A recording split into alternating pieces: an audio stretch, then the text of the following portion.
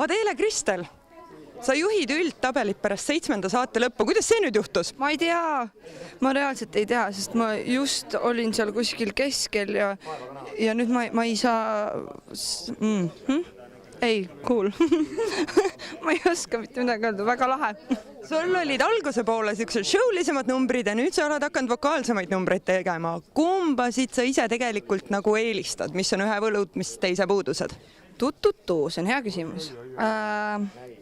No vokaalselt lihtsalt on mõneti kergem, samas jällegi nagu raskem ka, sest et alati saab show numbri peal saab alati ju mängida selle peale, et show, et kõik ei peagi täpselt nii olema nagu on. Et see on tegelikult raske küsimus. Oleneb muidugi numbrist ja oleneb sellest, mida ma öelda tahan sellega või nagu mida seal täpselt püüdma lähed. Et see oleneb täiesti numbrist. Sinu senine isiklik lemmik? Senine isiklik lemmik.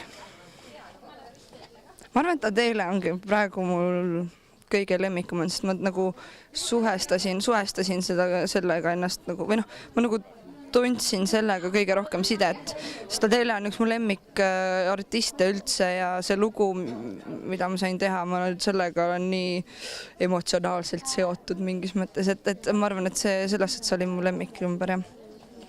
Praegu top 4, kui ma nüüd ei eksi, oled sina, Jan, Mart ja... Lauri ei ole äkki. Just täpselt Lauri, et sa oled ainus naine top 4 hetkel muide, kes nagu siis finaali pääseks. Elame, näeme. Oled mõelnud juba, kui peaksid sinna pääsema? Ei ole, ma ei tea, ma ei kujuta ette, mis sealt tulema hakkab. Ma ei tea, ma ei tea. Ma ütlen nii ausalt, kui ma lihtsalt ei tea. Laula meie lugejatele, vaatajatele lõpetuseks üks rida. See tänane hääl oli lihtsalt nii imeline.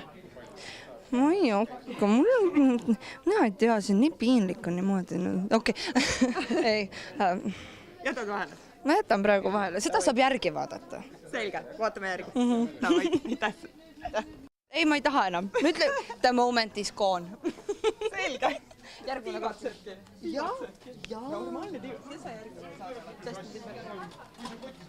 Holy cow. Läheb rõbimiseks.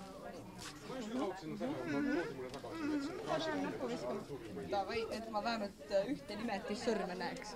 See on minu oma. Thanks.